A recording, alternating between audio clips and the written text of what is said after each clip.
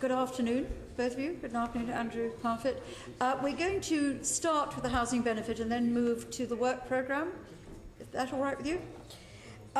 What's clear to me, and just really from the early session it came out, there are huge variations in attitudes depending on where you live.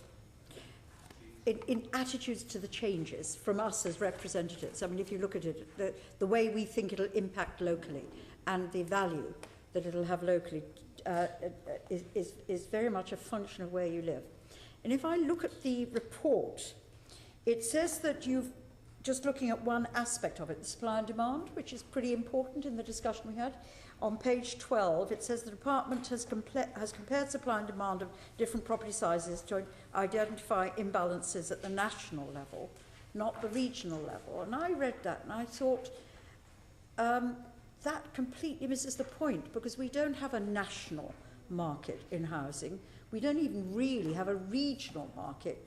We have a local market. And the impact of these changes will be very, very different if you go around this table in each and every one of our constituencies. And I'm slightly concerned that the department has chosen not to be aware of that from that paragraph, which I assume you accepted. Okay, well, I agree with you. Later on, we're going to come on to some of the projections that the NEO have done. They've largely based that on allocating regional data to local authority level, and you simply can't do that. So I entirely agree with you. This is an incredibly diverse market. It varies by the mile around where I live, and certainly elsewhere by the street, exactly. And so I think, consistently we're going to be talking this afternoon about setting in train a set of changes where the principal intent basically is behaviour change. It's a very difficult thing to predict. The only way to actually engage with that, I think, is to be very careful to watch the data as it moves along, to look at what's happening to homelessness, what's happening to the use of discretionary housing payments, to look at the way in which people are occupying their properties, and actually sort of watch what happens in practice, because I'm afraid all the evidence suggests that revealed preference is a rather more impressive thing to look at than stated preference, and actually that's the only way we're going to get through this. Can I just build on that point? One of the things I often say in my local area is that we suffer from what I call M25 policies formed within the M25 that make sense within the M25, whether it's choice of schools or whatever, but don't make sense when you're 200 or 300 miles away. With this decision to average or was that part of your input to the policymakers at the time? Were you to average what? This point the chair made about the comment in the report about assessing housing stock across the whole country. Yes, but Well, it does say there that you looked at the demand and supply of housing. Get it up on my new system. Hang on, page. What page did I say it was? Page 12. I should have brought my iPad, honestly. And I just make the point because under the previous government, my area was asked to build 3,000 extra houses in an area of declining population because it was just an allocation nationally and made no sense locally.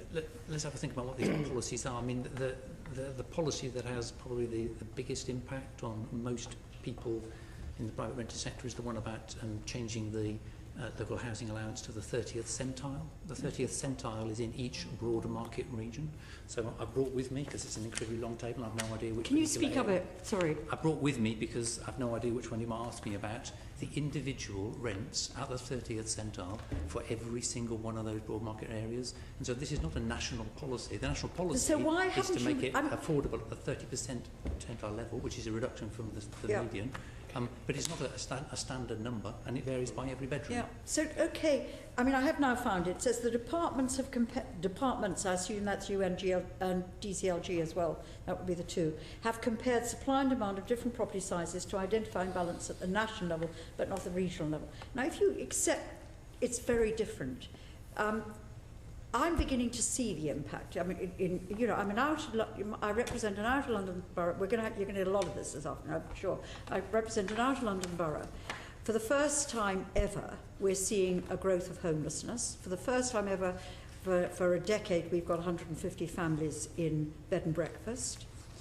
For the first time ever, I've had 2 cases in my surgery now of people who've been placed in Barking and Dagenham by Kensington and Chelsea because of the changes in rent levels. So it's the impact is being felt. And what they've come to see me about, one is a family where the family split up, there was a divorce and they lost their home. So they were forced into accommodation. And of course the children go to school. And they're all with children. The children go to school in Kensington, Chelsea. And one of them works and she can't get the children to school and get to work in a sensible way. She just can't manage it on her own. So there's an impact there on the children's education. We heard from John Hills about that too. The woman's ability to work.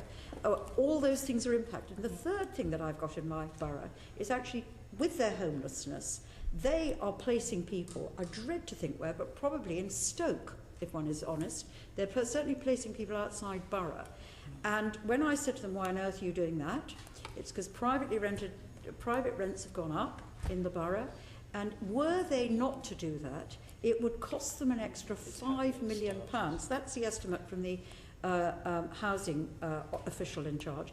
£5 million on the council bill, council expenditure, which with the cuts they're having to find is just a silly way of spending their money. So they're taking in people from Kensington and Chelsea, they're putting Barking, Dagenham people, goodness nowhere in the country.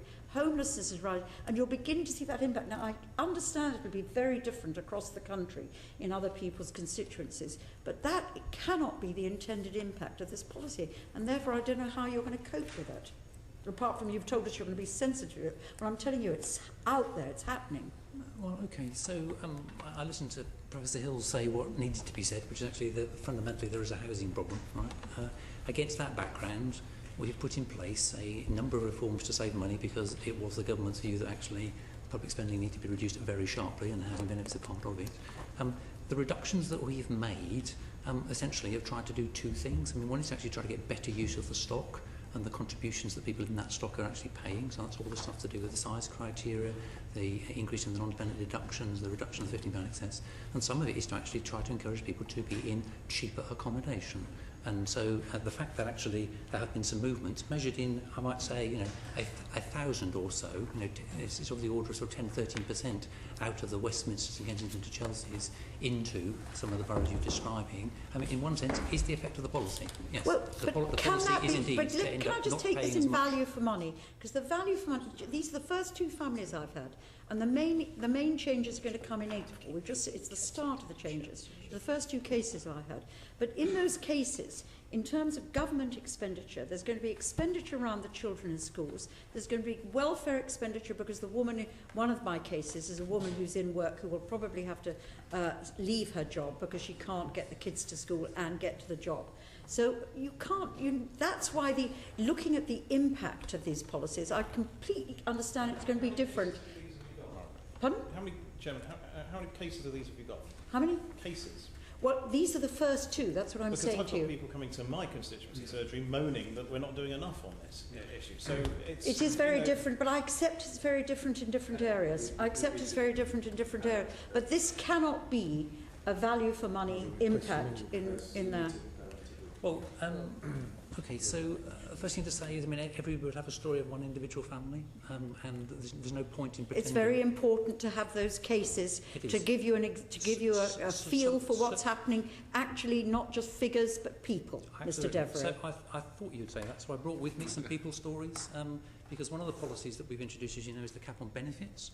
The NEO is very complimentary about the preparation. Can you just deal with my issue? Because I'm not against the cap on benefits. I'm not arguing about that. I'm just saying this is the beginnings of what's happening in one borough. So with respect, you're giving me an example where the behaviour change is precisely zero, as far as I can see.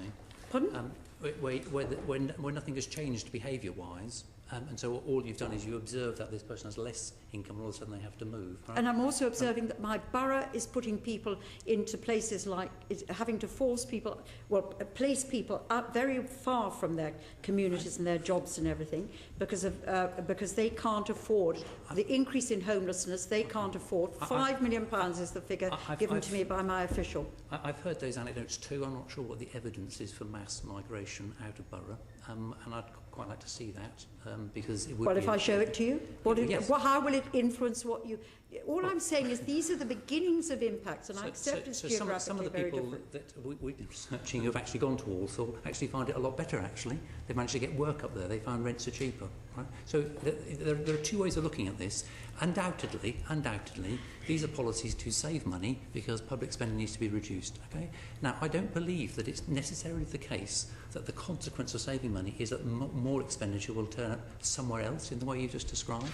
So if I may go out my examples here, on the benefit cap, which on the face of it is even more intrusive change to the benefit system, we've been writing to individuals to say, look, something is coming your way. Would you like to engage with us face to face? So, let me take, one at random. In the Northwest, 31-year-old lone parent with 8 children, never worked, about to lose £235 per week, invited into the job centre, helped to get into work, started work as a kitchen assistant for 16 hours a week, okay? Out of the benefit cap altogether as a consequence. This is the sort of work that happens at an individual by individual basis when my department in respect of benefit cap and good local authorities get on and make actual contact with people and start to engage with how they might change the disposition of their rent and their work. Because actually this is about getting people into cheaper accommodation, because we just observed the nation can't afford the amounts of accommodation we're paying at the moment, and also getting people to do more work and get more money for that. All of which seems to me to be a credible I'll have way one more of go at trying it, to because make what I'm savings. saying, and it comes out in the report, is, and again I accept that for many around the table it's a different situation from the London situation, but this isn't a sort of barking down all the London councils. If you look at the page on the report where you see concerns, Westminster is as concerned as so it's again trying to say to you, this is trying to keep I can't remember which page, but there's a page in which you have all the Page 20. page 20. It's page 20. Yeah, thank you. So one of the Oh, things... no, it's not that one. It's another page where they've got all the impact of the concerns being raised by various bodies. I mean, maybe you don't take shelter and those sort of bodies seriously. Is that the case? Which page? It is page 20. The very last bullet talks about Westminster. And it says that Westminster is struggling to find enough temporary Oh accommodation. yeah, I'm really sorry, figure 6. So one of Absolutely the changes the government has just made is quite an important change, is to relax the way in which a local authority can meet its duty under homelessness, and in particular it can make an appropriate offer to a homeless person of an accommodation in the private rented sector. Which costs more. Just the rents in private and rented sector are higher than social rents. That will add more to the benefit bill. Okay, so let me just try one problem at a time, shall I? The Yeah, problem but you gave me an answer which doesn't hold true in terms of value for money, but the cost goes up. The whole one of the reasons the benefits bill's gone up. I'm sorry, with costs. respect, at the end of these policies is that more people are occupying cheaper accommodation. That is a fantastic value for money proposition, and I've heard nothing from you for a moment to say that's not true. Pardon? I said the effect of these policies is to end up with cheaper accommodation being occupied and with less... But the privately rented sector, am I reading this completely crazily? One of the reasons... It's way cheaper than temporary accommodation. It's cheaper than bed and breakfast, but we've been out of bed and breakfast for years. You're now going back into it.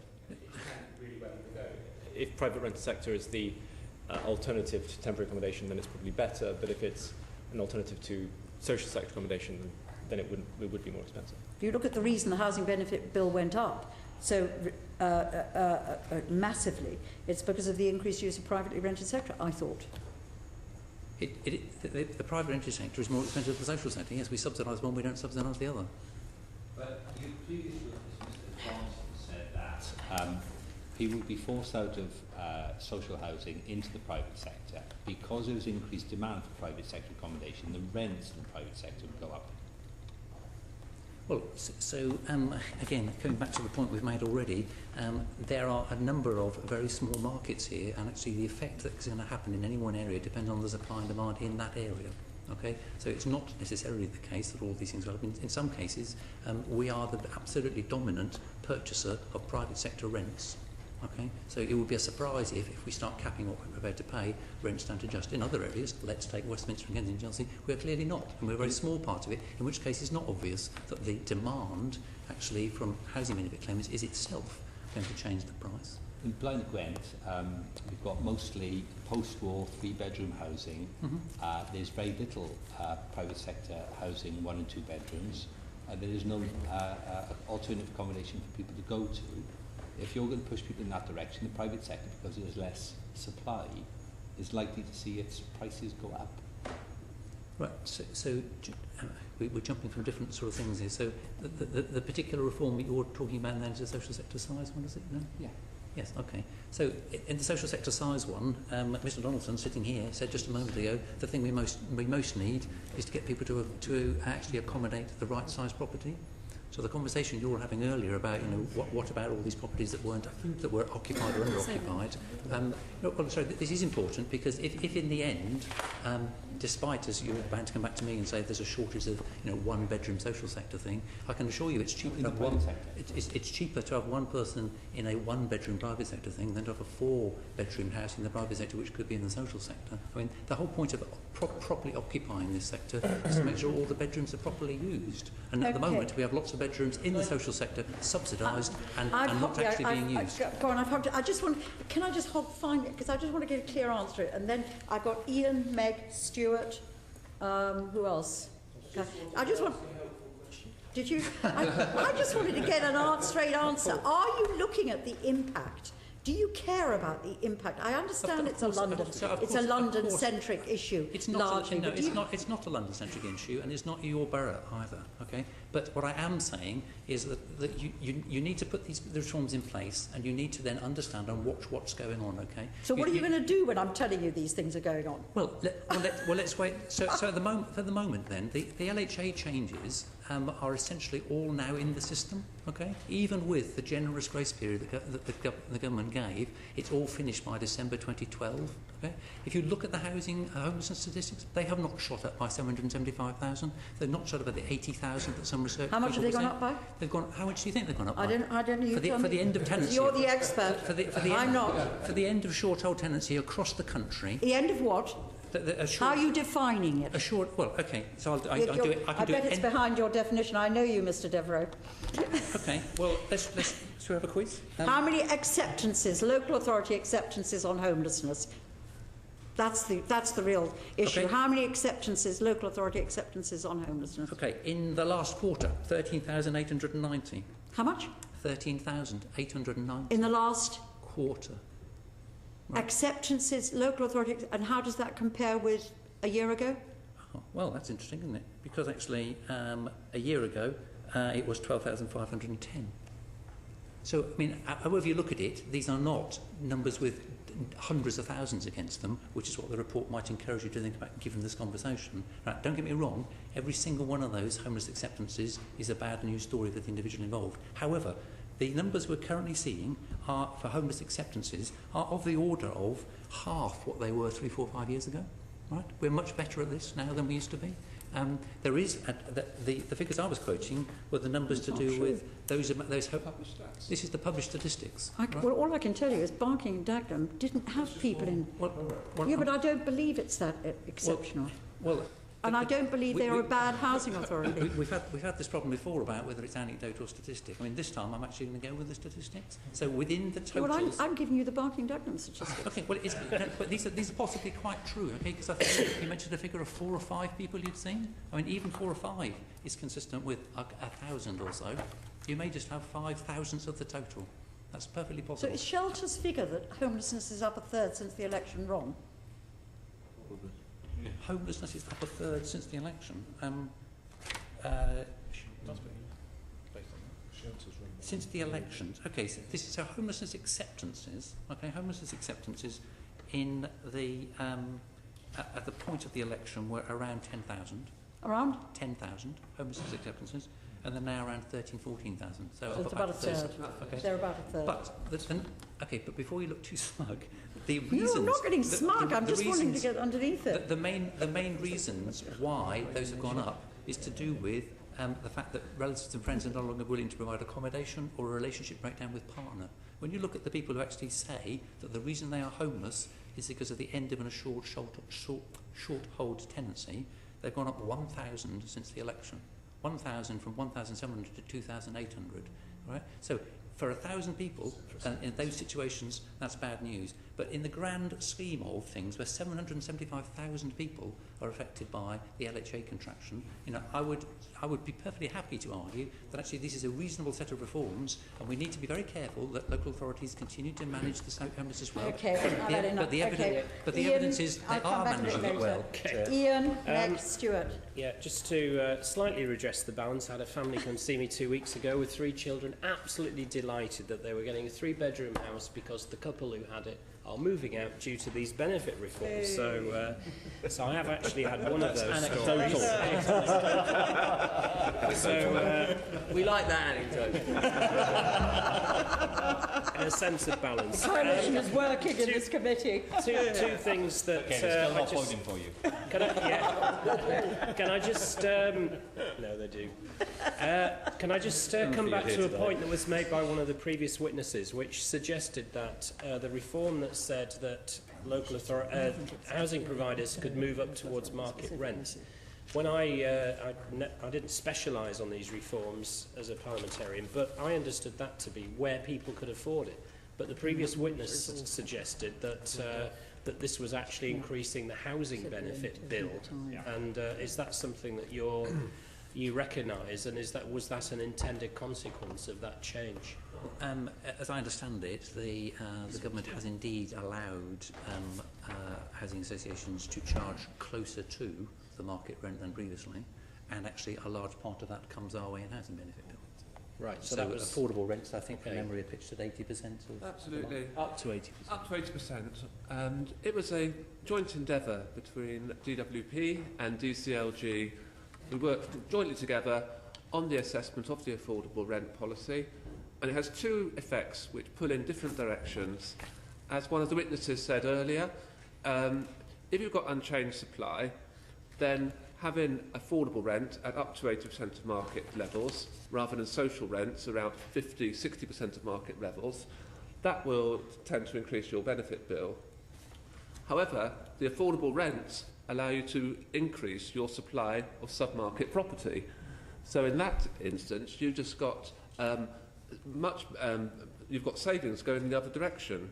You've got savings from having a greater supply of sub-market rent property than you would have done had you had the social rents. And this is all against the context of getting the best value for money out of a fixed capital grant. And as Mr Barclay said earlier, there's no, since the whole stock transfer episode, there's no evidence that supply of social housing is going up. Are you policing the fact that allowing them to charge those market rents is resulting in greater supply? Are you actually tracking the public pound, as it were? Yeah, I mean, that's really vital, because, I mean, these DCLG have let the contracts to deliver this increased supply of affordable rents, and those contracts are starting to come through. It takes a while to build a house, but if you look at DCLG's plans, they've got a supply of several tens of thousands of these homes. Is the money ring-fenced, the difference, is it? The providers, I understand that DCLG has contracts which say you will deliver these outputs of affordable rent tenure and you will charge these rents. So there's a bidding process. Okay. My other question, and it is mentioned actually in the report in terms of the homelessness, particularly for under 35s, it relates to the question I asked the previous witnesses, which is I'm getting people coming to me saying, well, you know, as in Plano Gwent, there's a lot of 3-bedroom properties with single people. Why can't we have 2 tenancies for this place? Because, as the previous witness said, typically social housing organisations don't do that, and if they might allow lodgers, but then I think DWP would treat such an arrangement as probably adversely affecting whoever was the prime tenant with the lodger would find that their benefits or whatever, they would be adversely affected. Am I right? I think not, but I'll get you to correct me if I say this wrong. But this is quite an interesting area. I mean, if we end up with a whole load of places with too many bedrooms, but on the face of it, a whole load of people looking for bedrooms or something to share, then actually the smart thing to do would be to allow that to happen. Yeah. The way the housing benefit regulations work, if I choose to occupy a property with somebody else, not even in my family, then the way in which you do the housing benefit calculation will allow the extra bedroom. Right? So the bedroom will be provided for. We would then regard that the individual as actually being a non-dependent in the area, so we'd actually expect some income back from them. But we certainly are not precluding people using some imagination and saying, okay, well, I've got a 3-bedroom place, I only am occupying one of the bedrooms, I've got 2 spare bedrooms, I wonder whether I might let that and do something with it. And actually the benefit system does not disadvantage those people that take in lodgers in that way. So that wouldn't be regarded as income, which is then deducted from other aspects of their benefits, would it? It's relatively generous in housing benefit. You get the first £20 of income disregarded when you're taking a boarder or lodger, and then you've got relatively generous rules for income on top of that £20 disregard. In universal credit, because we've got the opportunity of designing afresh, it's better still that we ignore all income from boarders and lodgers. We don't give them a room mind in the calculation, but it's really simple from the claimant. So if they've got a spare room and they've taken a boarder and lodger, keeping all the income. I do think one of the themes from the report and generally is communication, and in that case I think it would be very good if you were able to set out one of these kind of simple cases of circumstances, because if the policy objective is to get more people into the existing accommodation, then clearly that would be one way of doing it. And at the moment, I think people are very nervous about heading down that road, and the social providers themselves don't seem to be encouraging it either. So these particular constraints, the one on the way in which social size criteria is for next April, right? We have been working very closely with local government and with housing associations to work out the right time to say what to people about. And if actually you think that would be helpful, then we can easily do that. Well, people do, there is a planning element to this. People can't act instantly on the day it changes. So, the sooner they know what the regime is, the more they can make plans. Exactly. Okay, Chris wanted to just ask a question of Andrew, and then I'm going to Meg. It was your first answer that I didn't understand a word of. And I was just hoping if you could rephrase it in layman's terms so I can vaguely understand the way the markets interact. This is the affordable rent. Yeah. Okay. Currently, you've got social. Before affordable rent was invented, you had social rents, which were about half of private rents, right? Yeah.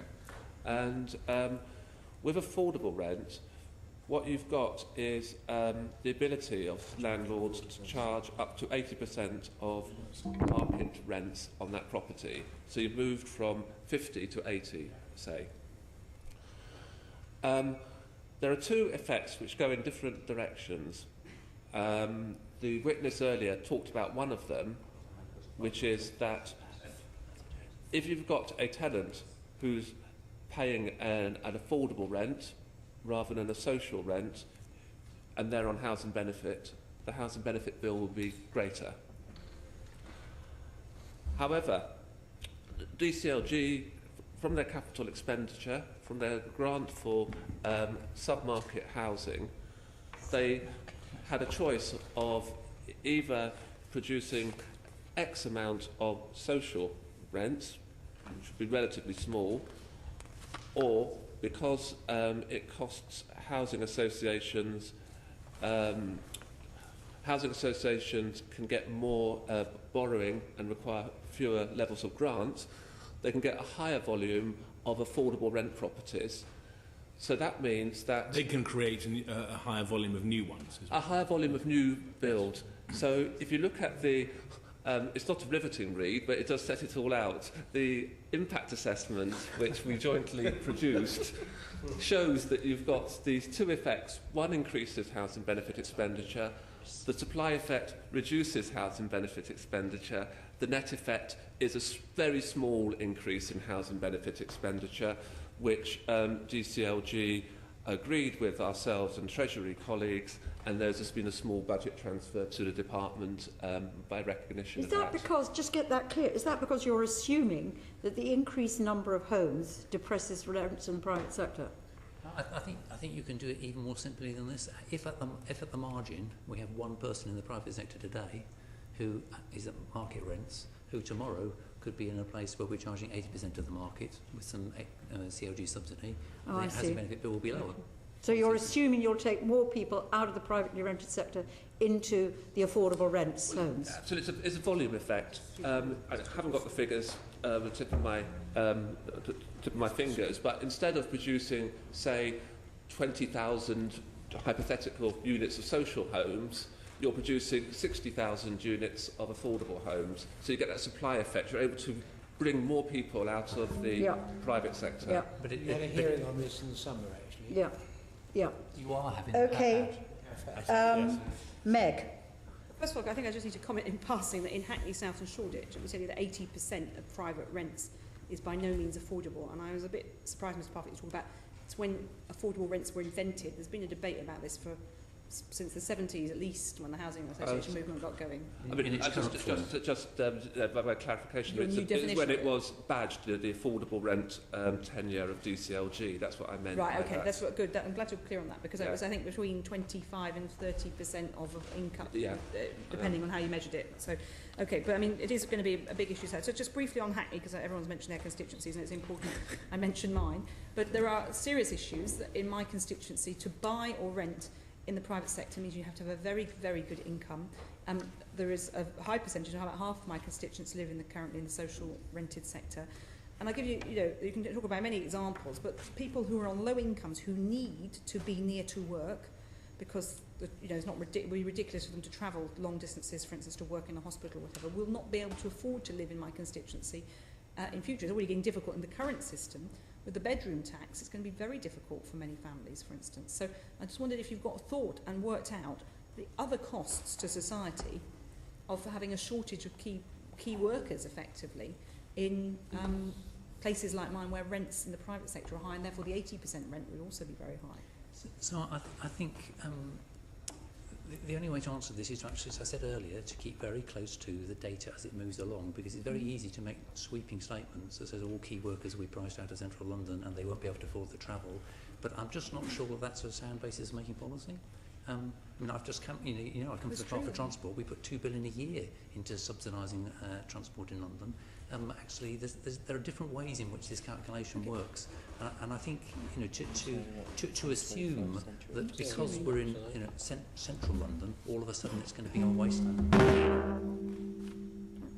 That's not what the data shows at the moment. So, as I was trying to say earlier on, when you look at the ways in which housing benefit caseload is changing, it's measured in 10% here, 15% there down, even at the most extreme.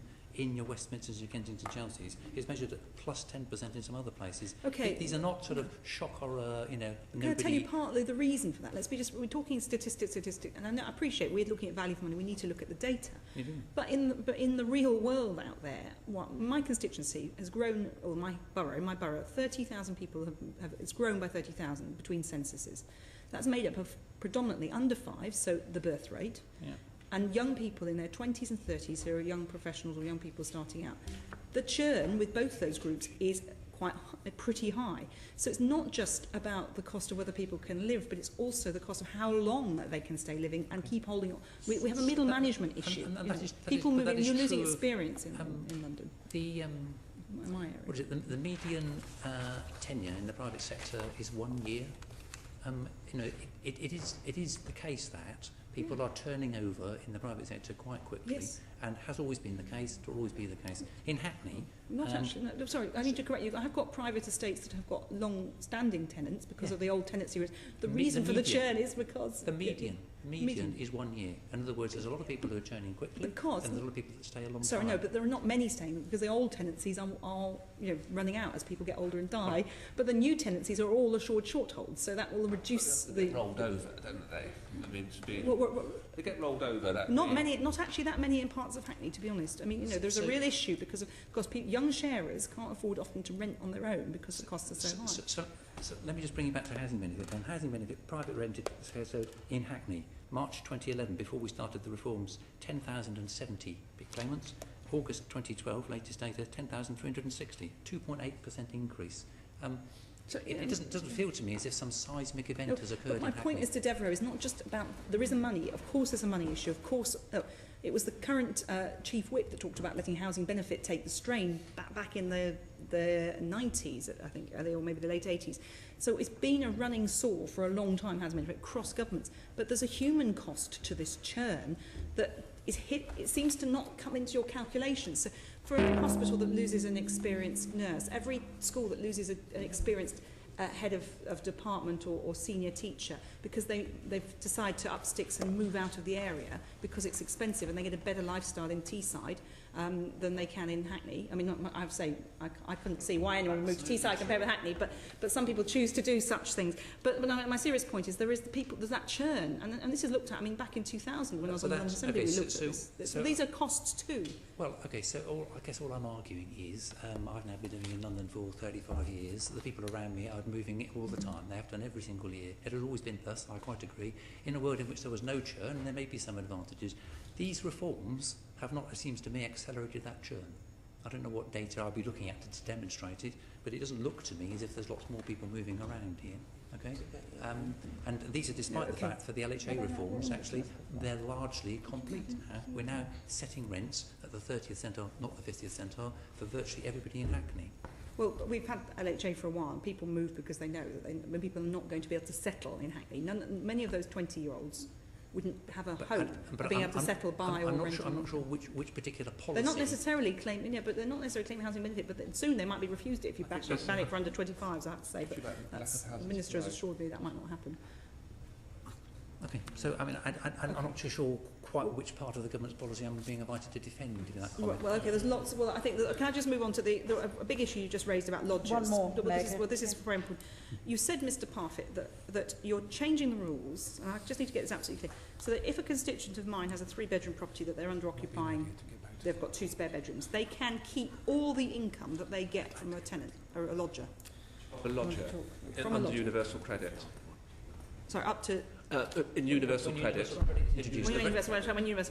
So in my constituency, where you could typically pay £250, certainly in Shoreditch easily, Hoxton, Dalston, for a room a week, you could have a tenant living in social housing, earning £500 a week as a quasi-private landlord, keeping all of that and presumably then paying tax and so on, maybe losing their benefits. So it reduces your benefit bill, but you've actually got the bricks and mortar subsidy effectively allowing people to become private landlords. Have I misunderstood, or is that what you were saying? Well, I mean, I think this conversation is very quickly gone from shock or a drama, there's nowhere to stay, through to, hang on a minute, there's too many incentives for someone to stay. Sorry, I'm not sure that, Mr. Devereux, is a complete misrepresentation of what I said. I was changing subject, yes, to this issue raised by Mr. Parfitt that I wasn't aware of, that constituents can take lodgers in at whatever rent, I'm just asking, at whatever rent they choose. I'm not suggesting there are a lot of people in this situation, but I want to know what the issue is for people in this situation. I was making no comment about the numbers and the relative number of rooms available, but I just want to know this because I've got a very high level of overcrowding in my constituency, a very young borough with 1/3 of people under the age of 24, 1/5 of people under the age of 16. So I know that there's a lot of squeeze on housing space, a lot of overcrowding. So that wasn't the point I was making at all, but I'm asking this simple factual issue about lodgers. I don't understand. Maybe I do understand the point. If I do, well, perhaps you could explain to me I've got it right in my description of it. Well, there's a wider point, which is, first of all, I'll answer your question, that social landlords can, almost all council tenants and most housing association tenants have got the right to take in a lodger and to occupy a spare room, which must be a good use of the stock. But you said that they can keep £20 of that and that's disregarded against any benefits. But when the universal credit comes in, they can take as much rent as they want. I believe that the idea is to disregard the income from When's that coming in? When's that change coming in? So completely disregard the income? Gradually from October 2013. So would there be a cap on that income? So I mean, I can see exactly what you're interested. Let us check. The regulations for universal credit were laid last week, so they're somewhere in the House. Let us go and look up exactly this point and let you know. But Mr. Parfitt was quite clear. So if you can get £250 for renting out a bedroom a week in Hackney, does that mean that you could, say, over a month, make £1,000 profit on renting out a room, and it wouldn't apply to your universal credit benefits? I think we probably should just double check on that, but certainly there were strong. That is what he said, and we will check. There were strong incentives, quite rightly, to encourage people to let out their spare rooms in Universal Credit. Whether there are some caps on it for the reasons that you are suggesting. Whether if there aren't at the moment, there soon will be. Mr. Parfitt, Can I go to Stuart? Oh, I'm sorry. Okay. Stuart, Chris, Nick, Austin, Richard. And then we've got to move on to... Well, thank you, Chair. I mean, I think obviously the role of any Member of Parliament is to represent their constituency, but I don't think a national policy should be predicated on what's happening in London. That's a general point. I'm not criticising other members, but, you know, we have had this debate over the last year about the impact on basically from 6 London boroughs, Camden, Kensington, Westminster, Brent and a few others. And, you know, obviously we've got to look at the figures, but can I ask you, are you saying that the changes will bring greater flexibility and therefore will produce a lower cumulative cost to the public purse? Because I sort of got the impression that if you just take, for instance, Westminster City Council, it's cheaper with the changes for the council and possibly better for the individual family if, rather than presenting themselves as statutorily homeless under the 1996 Act, and in the, hitherto Westminster would have had to find them accommodation in Westminster, hopefully not bed and breakfast. Now that they can put them in bed and breakfast, but were they to find them cheaper accommodation in the private sector in, say, Cheshunt, Harlow, Slough, Crawley, then in the end, are you saying that you've got evidence that that will work for them in terms of having paid work, moving off welfare, hopefully? And you're also saying that there's only a very small number of people affected by that change. So I think that is important in looking at the numbers rather than so the thing anecdotes. The thing I came back to the chair on was the claims that people are being sort of repatriated hundreds of miles up the country. I would like to see the evidence of that. Within London, you know, the way it works from a value for money perspective is if I've got a family who needs 2 bedrooms occupying a very expensive property in Westminster, who find themselves living in a slightly cheaper place at the south of the river, or not even as far out as you suggested, because the rents are so wildly different, then it saves money straight out from the housing benefit bill, right? Yeah. You'd have to check that it wasn't having second-round effects, which is the thing that the chair keeps going back on, but it's not self-evident that actually is going to be particularly demanding lots of people. So when and as I said earlier, I mean, some of this is actually also to do with, well, what are people's attitude to work in all this as well? Right? Yeah. So actually, but we're quite interested in making sure that the stock is well used. That's all the stuff to do with bedroom occupancy. We're quite interested in making sure that people recognise that actually there isn't a free lunch here, and if there is some of this pressure actually turns us into, as the story I gave you, people finding work and being exempt from this stuff. Good news. And there is even a sub-borough market, isn't there? Because, I mean, if you take the London Borough of Greenwich, she's a very tough... if you want to live in the centre of Greenwich, okay, you're going to pay a lot more than if you lived in Plumstead. Correct. Or Woolwich, frankly. Even within one borough. So it's not apocalyptic. It's not like people are trekking across deserts because they're not living in Kensington anymore. To be fair, there are indeed those ranges, and so for any one broad market rental area, we look at the range of prices from the expensive to the very cheap, and we're now drawing the line at the 30th centile where previously we drew it at the median. So in principle, 30 properties in 100 are below that level. Yeah. One more question, a general question.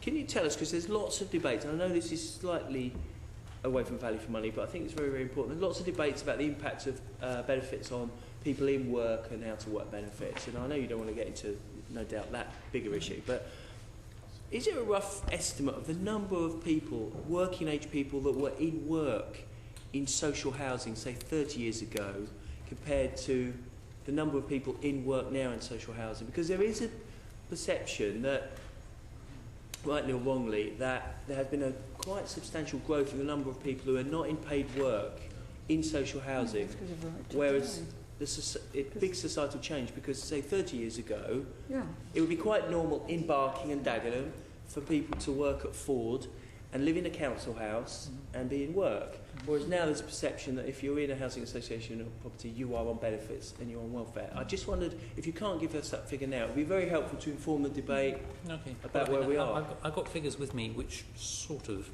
get you that. So there are of the order of 3.5 million people in the social rented sector on housing benefit at the moment.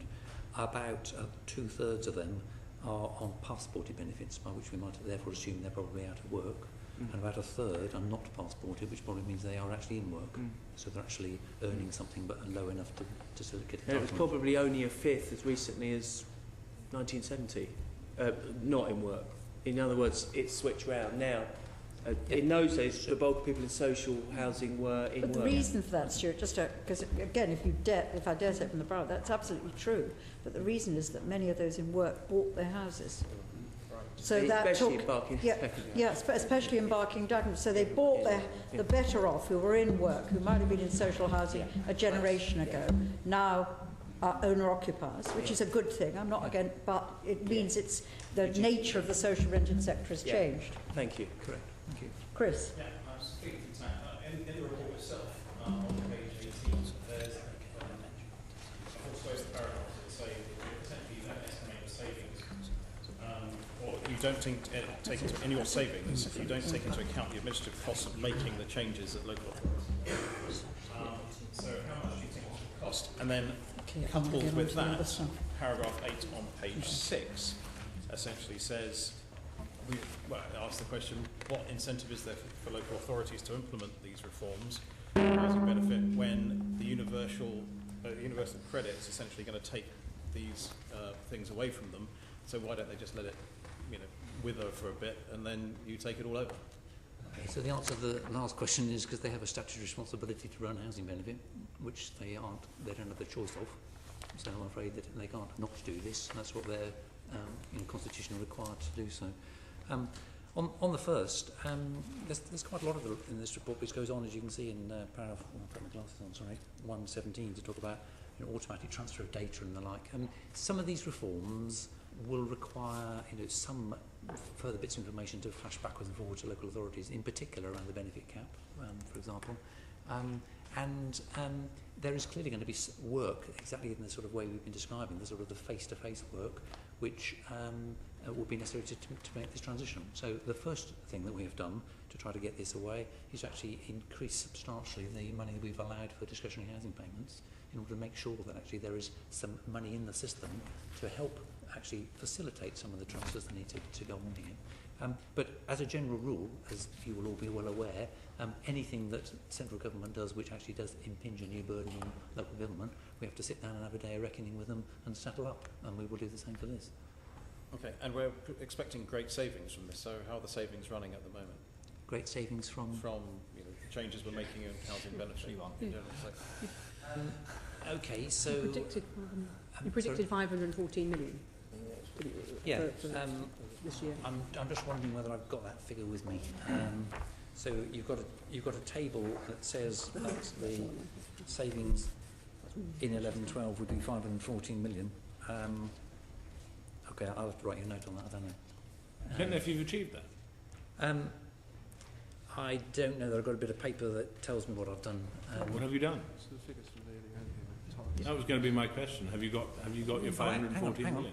I can do better. I can do better than this. Okay, so I thought to myself, this table is, as you see in the footnote, the table that NEO produced on the pretty much at the same time as the initial reforms, and so I asked for that table to be updated in terms of our latest information.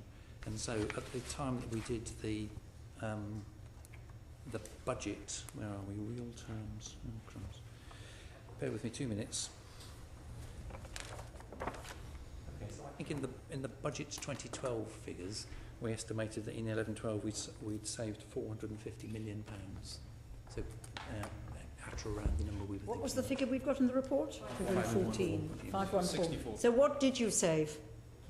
Well, you estimated. He said he estimated at the time of the budget that he'd save 450 million, which is a bit what did you actually achieve? Yes, okay, so before you say that's all a bit short, the estimate for the budget for the entire 4 years is 6.7 billion real against 6.2 billion at the spending review. So your estimate is now a saving of 6.7 billion. No, but that's across all benefits, isn't it? No. Hang on, let me be clear. Try the question. I'll see what I answer. It sounds to me like you've just said that the amount that you've saved, which for 11-12 was expected to be 514 million, has now gone down to 450 million. But the amount you're expecting to save over the whole period has gone up from 6.2 billion to 6.7 billion. Correct. So you've not only got to regain what you didn't achieve, but you've got to achieve even more. Is that right? Is that right? But that is correct. But remember, between summer 2010... I'm saying you won't achieve it. But there's a rather more important thing. Between summer 2010 and March 2012, the economy has changed its shape relative to what we were expecting. Did you achieve... So these assumptions are based on, in the June 2010 budget, the projections for inflation, for example. And we're now using the latest ones. Did you achieve the 450 in 11-12? Yes. You achieved that, you actually achieved that? So the table I've got in front of me, which has come out of the budget presentation, said that, and we did 445. 445? 445, yes. And is it the same table that says you'll have 6.7 billion of savings by the end of the period in 2014-15? That page and swing it round. Yeah. Could I don't have one with me? So is that right? Is it the same table? Exactly that says, the same table. Right. It just sounds. I mean, it sounds counterintuitive that at the same time as you're not quite achieving what you originally expected, the total amount that you'll save will be higher. Well, as I said, two things are different. Just because of inflation. No. The economy is in a different place. So all of these projections, the projection of what housing benefit will cost us in the first place, and then the projection of what it will cost with these reforms. By the way, you have to be very careful what you're doing with your hand. It's watching out balls. Sorry, I'm sorry. This all has. It's not just that has political connotations. This has political connotations. Okay. As well. Right. So in order to work out what we saved, you've got to project what we actually spent, what we think we're going to spend under the current economic circumstances, which are different from the summer 2010, and then you've got to take account of changes in policy. Now, one of those is a rephasing, which Mr. Parfitt is going to explain quickly. Wait. Can we just get from Max some figures? Did you say Rephasing. I didn't. Rephasing. No, Can we just get from Max comment? Just rephasing. The 6.2 to 6.7 is basically because the base has got bigger. So if you take a saving off the big base, you get a bigger saving. So it is a rebase. More claimants, is that? More claimants. Right. So they're expecting more claimants.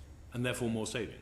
Therefore more savings. And more spending. That's right. And more spending. Yeah. More spending, more saving. So housing benefit will go up, the savings will go up. Both housing Total benefit... savings will be bigger because the total number will be higher. Yes. So It's all smoke and mirrors, isn't it? Quite. Except Ben. Chris, you were interrupted. Do you want to carry on? That's it. If I hadn't... To seeing the figures. Okay. Nick, and then... I just want to make a point about the I'm going to bring phasing. back- let me just- Oh, yes, sorry. So it's quite an important point to explain why the figure for 11-12 has gone down from the figures in the original June impact assessment to the figures that Robert's just given you. And that's because there was a policy change to phase in introduction of the LHA. So these are now... we've had this period between... which now expires in December 2012, when existing LHA claimants, you're nodding, Max, you recall this, were given the 9 months extra. Report on page 23 explains some of the phasing changes. That's why it went down in the first year, but paradoxically, and partly because we've got more higher caseload, we get greater savings overall. So that was a response to people saying this policy ought to be adjusted, so we adjusted it. Can I just say, I think you're very unfair when you said that to change the subject slightly back to what we were talking about earlier, the document about 80% affordable rents wasn't riveting, because the chief executive of my local housing trust was quite riveted by it. He said, in fact, he got quite excited. He said, I could do something with 80% of market rent, he said. So you've got a fan somewhere. But actually, in the same breath, the same trust, Saffron Housing Trust, which is actually referred to in the report on page 20, does talk about the fact that the cost of chasing arrears and non-payment as a result of direct payments could be high. And indeed, paragraph 17 of the report says, this is on page 8, said that reforms are placing additional administrative burdens on local authorities and could lead to risks for effective implementation. But your savings so far don't actually take account of these administrative costs, do they? That's what it says in paragraph 1.17. We were asked to prepare, because they are very large numbers, the savings to the benefit budget, and that's what the aim is. But there will be a hit because of the administrative costs. There will be some hit, but as I've tried to explain, it's not self-evident that's going to be a very, very large number. I mean, local authorities are administering housing benefit as we speak. As the thing went on to talk about when it took in that paragraph 17 you're talking about the volume of transfers of material that's going between the department and local government. I mean, there are I think there's a message, 20 million notifications a year are going automatically between us and local government at large to make sure they know when somebody's started work, when they've had a new child, all the sort of thing that when we have a conversation about error in the benefit system, you're pleased to see. With 20 million passing between us every year, these changes won't change the price of fish. But the report says that the number of notifications is going to increase substantially. I'm just curious. Does it say substantially? Is this Atlas system, the automated transfers to local authority system, ready to cope with the increased volume? No, I don't think it says substantially, does it? It says the volumes will increase. So did I say substantially? You said substantially. Volumes are likely to increase further. Exactly. I'm afraid it was a rhetorical gesture. Well, okay, I'm sorry to be dull with the facts, but 20 million a year, okay? Yes. The main thing on which we'll have to send more information on is the benefit cap, estimated to affect 56,000 people. So it is true, that's why I didn't incorrect it in the report, that it will increase, right? But you're not concerned that you don't have a concern that the system won't be able to cope? No, so the most important thing about this paragraph is actually the extent to which, having provided a system which automatically announces to local government that things have changed, many authorities have now fully automated that. So my notification automatically changed their system. Not all authorities have done, not all of their software suppliers have done. One in particular has not yet done it, but they're just about to do it. So actually, the business of how much swishes between us is only as interesting as whether or not at the other end local government processes it automatically. For the most part, they are. Okay. Sorry, who's my next? Nick. Thanks, Chair. Mr Hill talked about the cumulative effects of all these changes. He talked about the bedroom tax, housing benefit, direct payments, cash levels of benefits, recently agreed in the autumn statement, and about the effect of all those cumulative changes. But do you think the department's done a good job telling social tenants about these lots of changes that are coming their way? Okay, so as I've explained to one of the earlier questions when I was asked whether local government can bunk off duty, and I said no, we have been working quite closely with local authorities to make sure that they have the right information, and we have been meeting with their so-called operational practitioner group, which is, you can imagine, a hands-on group, to work through exactly what's the right point to make communications with tenants so that they have enough information and they can prompt, they need to act promptly on it, and not tell them so far in advance that it will just go in the bin.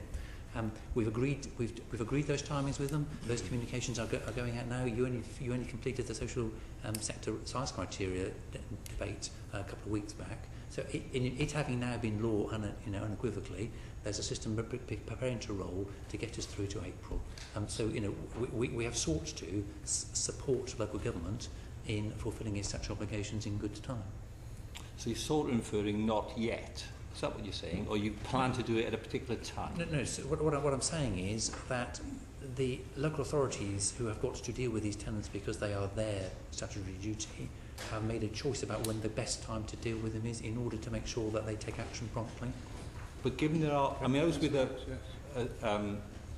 Windeg Warriors, a collection of the Windeg Warriors, spelled W-A-U-N-D-E-G. It's a council estate in the north of Tredegar last week, and the women there are very strong, what I think of as valley mums. They're very good at looking after their family budgets, and they told me, running their local neighbourhood centre, that they've got some sort of understanding about this, but their community really doesn't. They're very afraid that a lot of people are going to be shocked by all of these changes and the cumulative effect of these changes. They don't think you're telling people in way enough time for people to make decisions about family budgeting, because they do budget for their families. It's okay. I mean, there has been a lot of communication activity that's been going on, and we've been working with the Chartered Institute of Housing and its affiliates in Scotland and Wales to develop good practice guides. Landlords have been sharing good practice about the range of options available to the working age tenants who are affected by the under occupation penalties. Typically there will be households with grown-up children, so that they did have a house which was the right size, but then the children have moved out. So they tend not to be the households with large families, because then, by definition, they're not so likely to be occupied. They've got lots of children.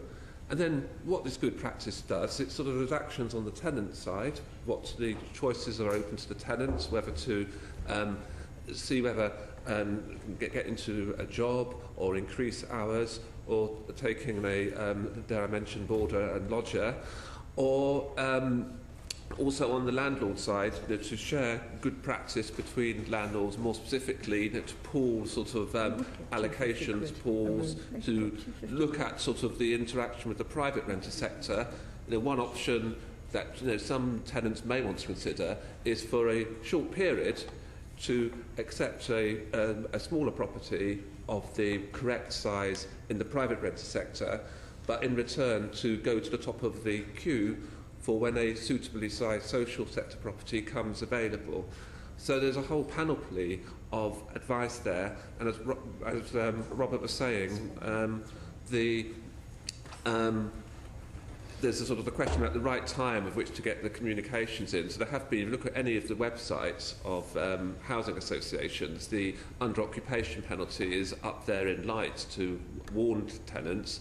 Housing associations, local authorities are doing other actions to make their tenants aware, and it's sort of a progressive set of measures. You just need to sort of avoid sort of doing your comms so early that tenants forget about it, but do sort of repeated comms so that they've got it in their minds, and now is really the time they're hotting up. So lots going on. I haven't got well, what I would say is your good practice guides are going to have to work very hard to get these messages over, particularly in an area with 25% worklessness and very, very few 1- and 2-bedroom properties. Does Job Centre Plus staff tell people about these changes, for example, the people who see them on benefits every couple of weeks? So the example I read, and I said I have pages of these, are from the job centres who are engaging with individuals. So they are telling them? So the effect of working closely with local government is people are encouraged to make contact with the job centre. We're sending our own visiting officers in Ealing. We sent out our own visiting officers, typically own visit pensioners, to actually make sure that everybody who's had a phone, who's been phoned and had a letter but not responded, actually gets somebody on the doorstep to try to explain this to them, right, in Ealing. Well, I mean, in order to make sure that actually face to face people are understanding it, because there's a lot of evidence that very few housing benefit claimants understand housing benefit as it is today, let alone understand the changes. Absolutely. Absolutely, you've said it. And just to say, I need to repeat this. In Blaen and Gwent, where we've got 25% worklessness, 11 people chasing every vacancy, alternative employment's going to be hard, and there's very little alternative accommodation. So, best of luck to Mr. Parfitts with his good practice guide. But I think it's a tough call. And as someone who spends a lot of time knocking doors, you get a lot of people who aren't out or aren't around, and there'll be those people on benefits. So there'll be lots of people that you want to contact, and you just find it really, really hard to contact. So I think you need to work much harder at all of this. Okay, Can I go on to... Should I make an offer then? Okay. Sure. Why don't I make sure that the district manager down in Blaen and Gwent actually goes and meets your households? Do you know, I'd really appreciate that, because I think really people have to work together to get some of these messages over and to get this awareness rating much higher than it presently is. And Chair, even in London, I'm finding every time I go and speak to an audience and I mention it coming, so many people don't know. And I think maybe it's a bit head in sand sometimes. Maybe it's just that they haven't had to think about it before. There's a real worry. And there's a real worry about how they can up their hours as well, because that's a big issue with 5% worklessness. Got some more questions? Nick, Sorry, 2 more questions. I'll be very quick. Mr. Parfitt, you talked about going through other institutions, local authorities, housing associations to get this, these changes introduced and awareness raised. What are you doing with the private sector, given it's much more atomised, much more difficult to communicate? With respect to which changes? what the bedroom tax or other housing benefit changes affecting tenants in private sector? So most of the private sector changes have now gone through, and there was a comms strategy which has been pretty effective, I would say. But we've got the measures there. The department has been working with the benefit cap households and writing to them all. Yes, so I'm not quite following the question, because I mean the so-called bedroom tax is about social sector. Oh, do you know, I misunderstood that point then. Please excuse me. Yeah, that's fair enough. So the thing that says we'd like you to properly occupy a property of about the right size is all about the social sector, because in the private sector it is already the case that if I look at your family and decide actually you deserve 2 bedrooms, I only give you the 2-bedroom rate.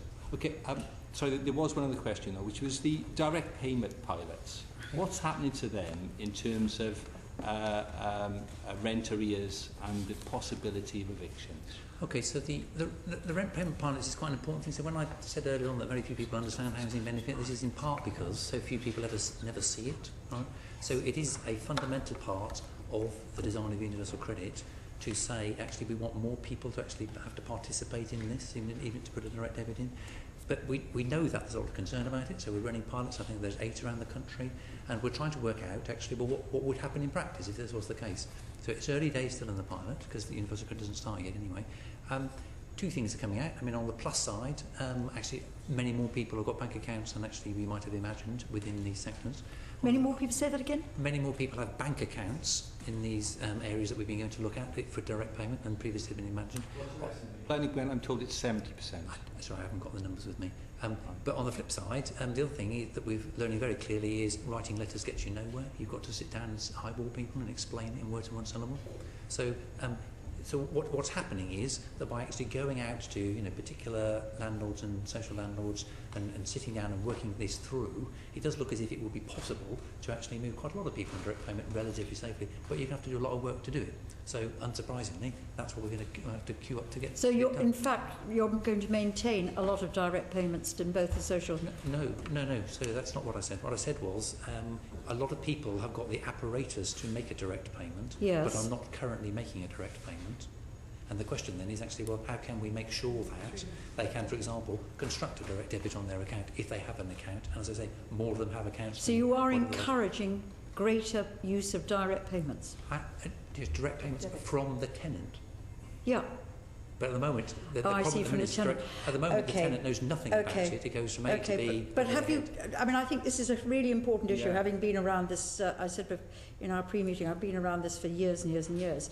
I think probably, in fact, if we switch from direct payments from DWP or the local authority to the housing provider, whether it's a social housing provider or private, I think you will probably find arrears will increase. Well, I don't know if you're finding that yet, but have you looked at that? What is the, So we are seeking to establish some evidence by running pilots in 8 parts of the country. I think it's 8, isn't it? And what is the evidence? Where are those 8? 6. It's 6. So there's but is this on the administration or the impact on arrears? Okay, so what we are doing is going out to individual, I think they're individual landlords and sort of groups of properties, and working with them and with their tenants one at a time to work out what in practice would be the case if we paid the money to the tenant for the tenant to pay on to the landlord, and to explore what has got to happen to make that real and work for most people. Now, as I said, the suggestion so far is actually this will be possible to do, but it will require quite a lot of work to educate and persuade and all the rest of it, which is what we're going to do. But you can't. I mean, one of the reasons for doing this, as I come back earlier, is actually when people have got no idea what money is passing on their account, they won't understand changes. They won't make right decisions. So, in your pilots, have you stopped paying directly to the social landlord or to the private landlord? Have you stopped that? Except in the terms where there's an agreement from the tenant to do a direct. I think what we're seeking to do in this is to find out how we can encourage everybody to be making. But have you stopped? Can you just answer the question? Yeah, so I think the answer is yes, with the consent of the individual. But can I check that? Because the whole point of this is to try to make sure that. Where are the 6 pilots? This is in paragraph 1.23. It does say there are 6 areas to trial the direct payments process. I did think of bringing a note on this, but I haven't got it with me. Oh, we are. Thank you, Max. So we've got Oxford, Southwark, Shropshire, Torvain,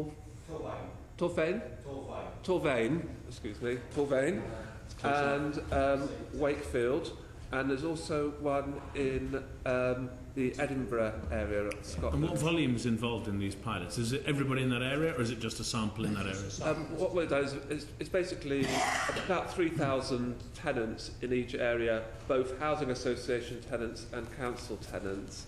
And private tenants? No, this is also in private tenants.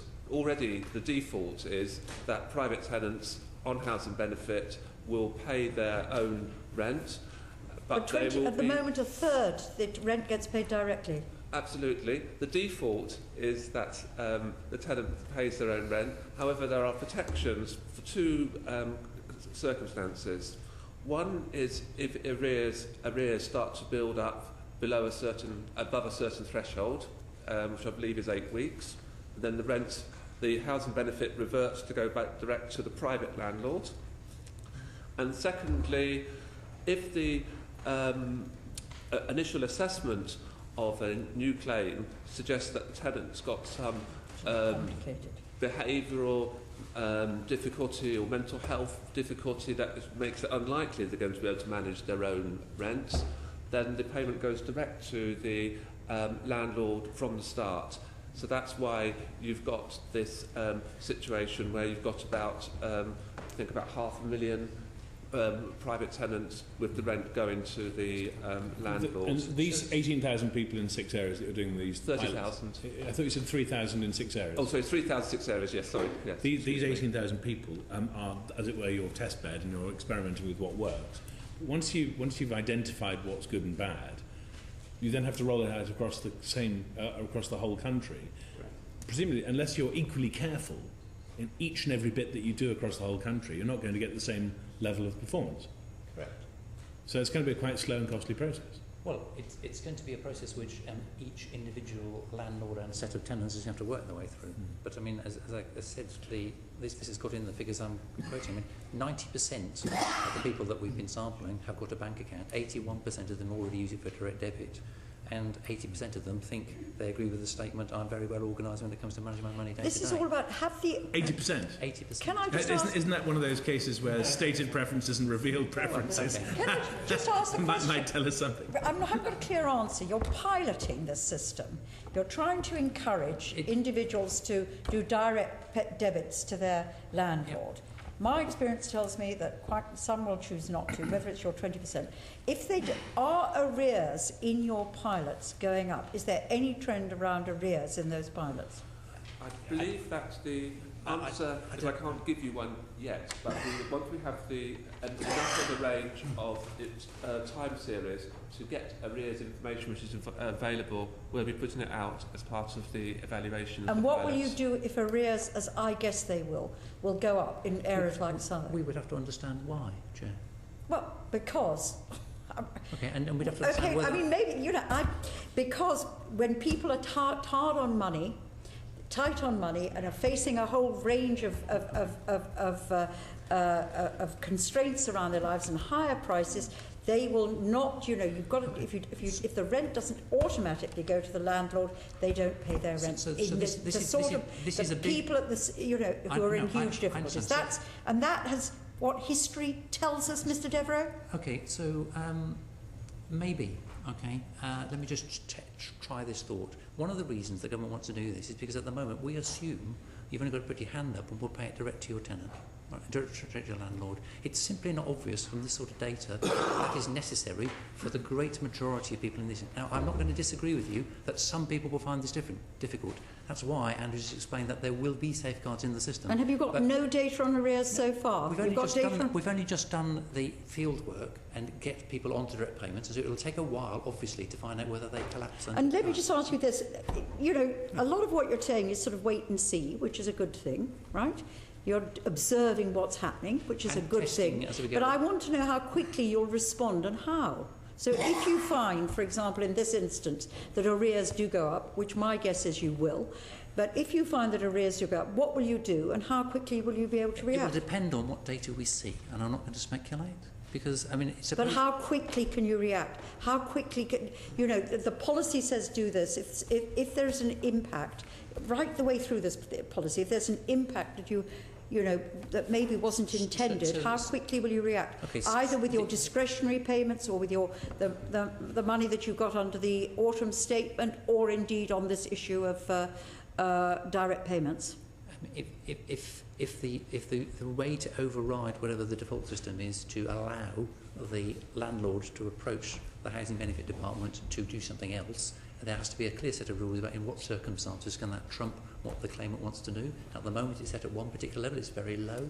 We sought to set it slightly higher. If it turns out that it's slightly too high, and with some final words we could better identify the people we find have actually got into arrears So does despite that trying mean it. coming back to Parliament every time?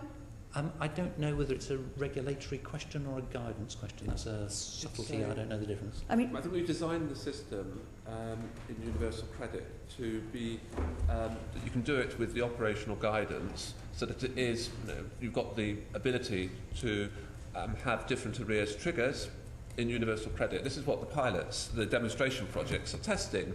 You know, if we have they have different arrears triggers in the different case study areas.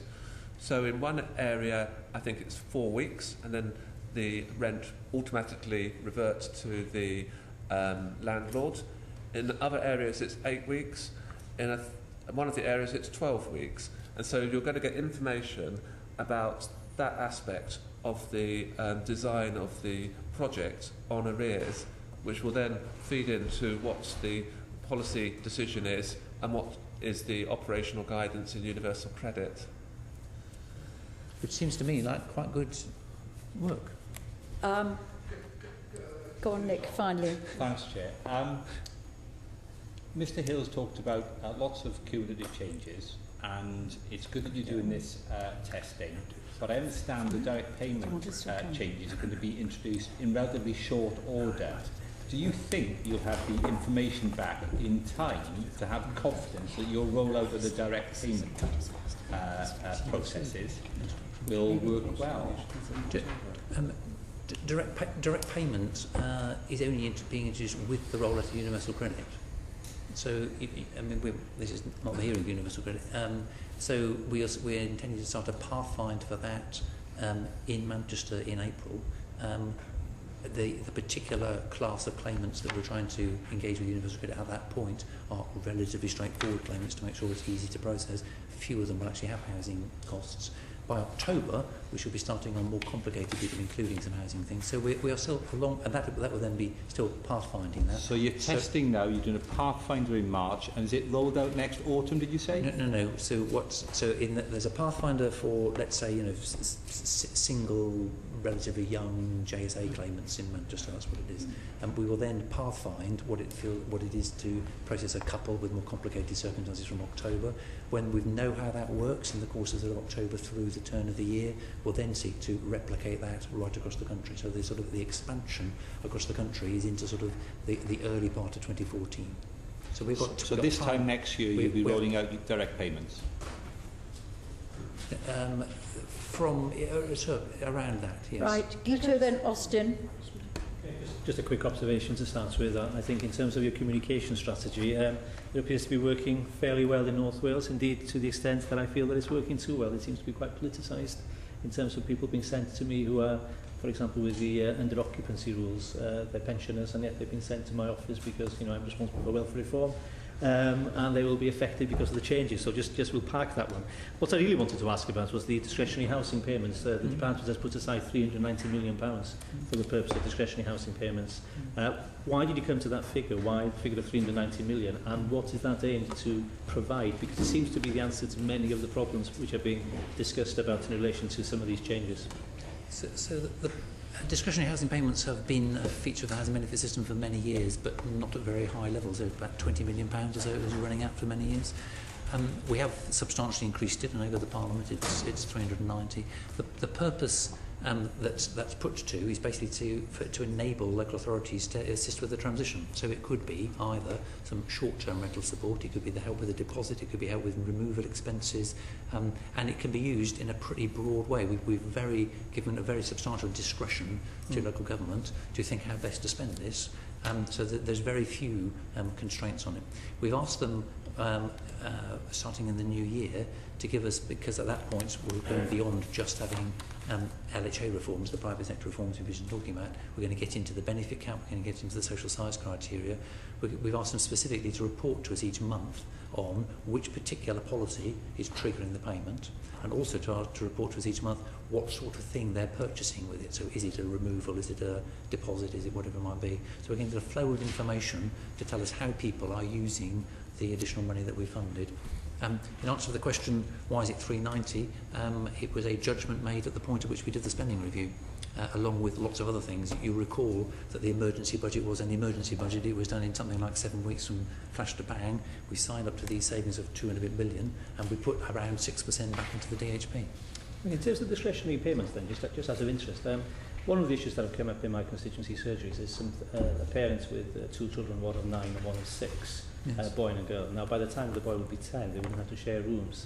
Would the discretionary payments be allowed in order to allow that shortfall to be met over a short period of time? Yeah, so one of the things I said at the start was short-term rental support. So, I mean, I don't want local government to be subsidising anybody indefinitely. No. But if the answer was, within, a year, 6 months, they're actually going to require the property they're in, then that would be quite a good use of the money. Okay. Austin. It's nice to see so cheerful.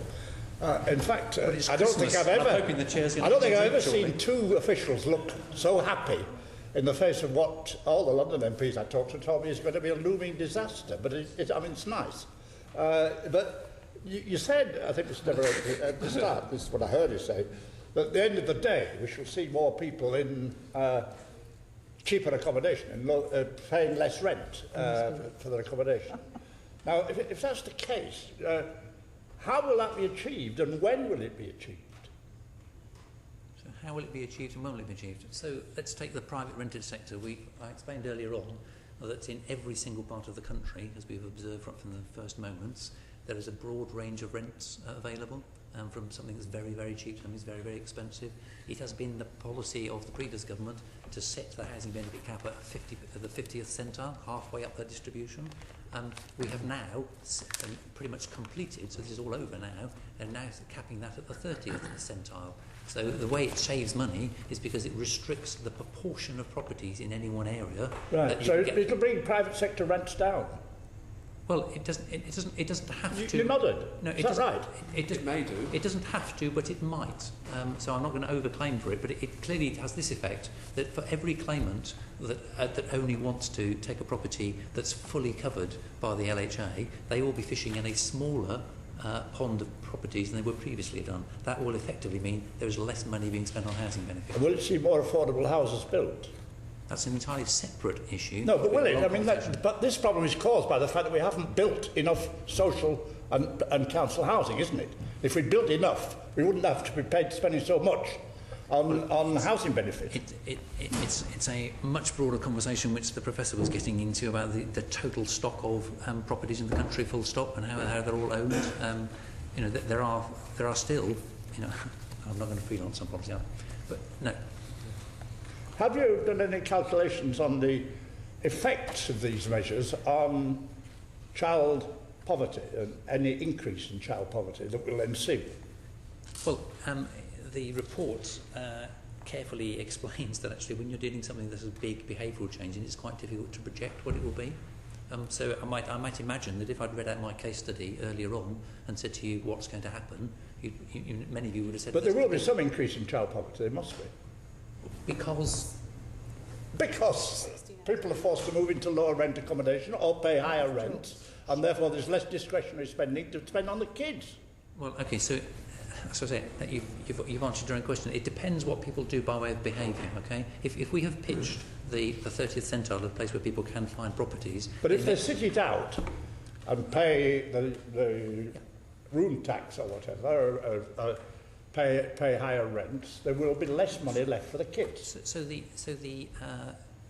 We're switching from the private sector now to the social sector. In the social sector, if you're sitting on a property that's got more bedrooms than you currently need, we are going to ask you for £14 if you're one bedroom over the limit per week. In response to that, either £14 come down to the household, in which case, yes, it may well be the case that the less to spend, or actually, and this is what we're trying to encourage, and I'm hoping the tenants, the landlords will encourage, people will have some response to that. They might, for example, let that room. They might, for example, do 2 hours at the national minimum wage to earn some money. They could do a range of things in order not for it to then fall that. So all the calculations about, what might happen to child poverty depends critically on what the parents of those children choose to do when confronted with the changes to the pigs might fly.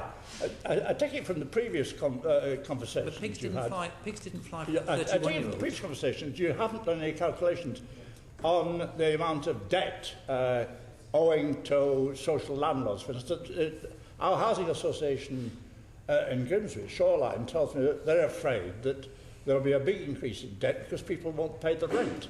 And the council is afraid that people won't be paying the council tax either, because that's the kind of things they'll economise on to exist. So it is undoubtedly the case that there is a lot of fear about how this system will operate. But I know no way of modelling whether or not arrears will go up, when actually it depends what people do when confronted with the changed circumstances. Well, we're flying by the seats of our pants, aren't we, to say that maybe a disaster and may not. No, but with respect, I mean, we would get nowhere if I were to come with some elaborate model that said, I've made the following guess that, this half of the population... But I would expect a responsible department to make these kind of calculations, because they affect the interests and the health and the well-being of the people. Yeah, except that I'm trying to explain, I simply don't know where any of us, the good professor included, would actually go to order to try to do that calculation. Can we just one final thing, then we've got to move on. My finished answer. So my answer is, let's not build models which we know to be wrong, which are based on huge studies of behaviour in a very complex and dynamic market. Let us instead keep very close to the data, which is why I keep coming back to what's been published, so that we know what's going on, and then, in the light of that evidence, ministers can decide whether their policy needs to be adjusted. But let's not do it on the basis of speculation and expectation. Okay. Well, just one final question. It would be helpful. I mean, if people are going to have to move, it's a fairly momentous decision. You have to take kids out of school and move somewhere cheaper, even come north to Grimsby or somewhere where life is cheaper. But these are momentous decisions. Wouldn't it be better if the people who are forced to make these decisions, many of whom we're told don't even know this is going to happen? I mean, that amazes me, actually, because fear seems to be stalking certainly London streets. But people don't know what's going to happen. Wouldn't it be better if they were told in advance what the extra costs are going to be, what the and then told also what the effect of the single benefit system is going to be, because they can't make an honest and momentous decision in the light of very inadequate information at this stage. So I've tried to explain several times now that that we will write as much guidance and letters as you like. At the end of the day, this works really well at the point at which individual claimants are actually sat down with an advisor to go through their options. So the case study I read to you, the 31-year-old lone parent who never worked, she's not in work today because she got a letter. She didn't work today because one of my staff sat down with her, went through what was the art of the possible, sorted out the childcare, and hey presto, she is in work. So I'm not sure that letters to people will get you anywhere. And as the report says, actually, people's circumstances change all the time. The chances of the letter being quite, slightly out or incorrect or misleading isn't going to help. So the right thing to do here is to make sure that those closer to the individuals, whether it's their landlord, whether it's our housing authority, and indeed our job centres, are actually working with these people to help. The evidence here is that when we do that, good things happen. Keep smiling through. Neatly, you take us on from this woman who appears to have been helped by Job Centre Plus to our